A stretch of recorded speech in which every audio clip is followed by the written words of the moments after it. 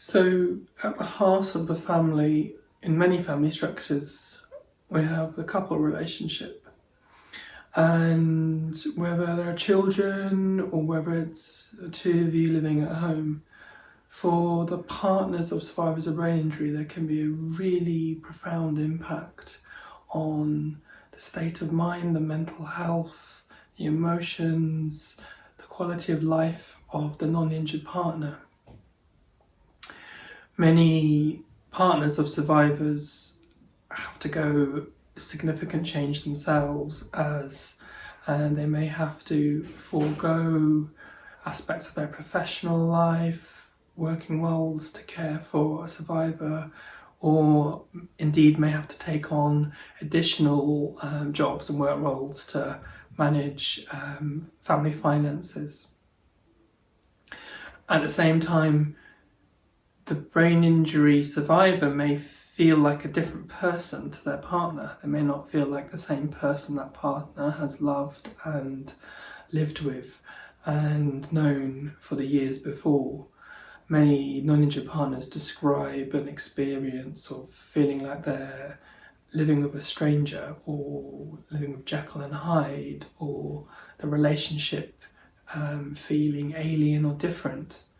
And there can be significant levels of conflict and argument in couple relationships following brain injury. And so there's conflict, loss of someone who was once the person who may have been closest to you than anyone else in your life. And alongside that, a breakdown and strain on relationships around you. So this ripple that we've been talking about extending out and leaving the couple isolated from other members of the family over time. So this can be a huge, profound set of challenges: financial, loss of identity, loss of roles within the family, the breakdown in closeness and intimacy in the couple's relationship. And many partners of survivors can describe feeling increasing levels of anxiety, depression, trauma, burden, and these psychological needs can increase as time goes on, particularly years 2 to 5 post-injury. And whereas the survivor is the main focus of professional support within a neurorehabilitation program, partners are often left to manage their experiences themselves, and maybe seeking support in primary care with a general practitioner, or managing feelings through support through antidepressant medication, or talking therapies or counselling from services that aren't focused on the impact of a brain injury on a couple or a family. So the distress of partners is often kind of farmed off to different sources of support, sometimes very little opportunities for support, whereas the survivor undergoes their main rehabilitation journey. So for partners, it can be really difficult.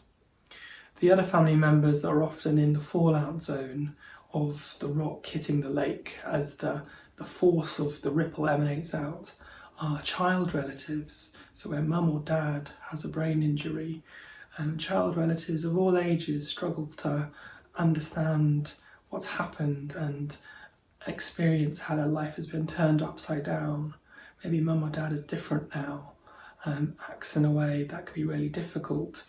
Maybe behavioural communication difficulties, maybe physical difficulties mean that kids can't play the games or the leisure activities they enjoyed with their mum or dad post-injury, and that can be a source of sadness and loss for both the survivor and the child.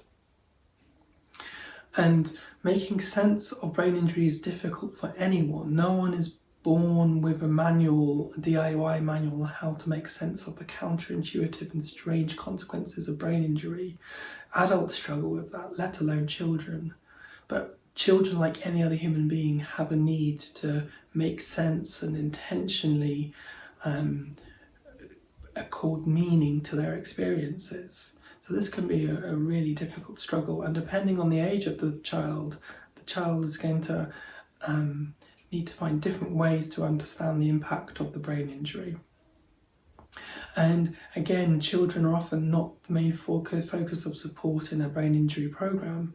So the distress of a child where mum and dad has had a brain injury may show itself in school or lead to referrals to the children's mental health services. And again, these arenas may not have the brain injury focus to understand or respond to the unique challenges of a brain injury in a parent on a child. And research has shown that the adjustment of a child can predict the outcome of rehabilitation for the survivor. So it's really important that children are involved where possible in a survivor's journey going forward after a brain injury.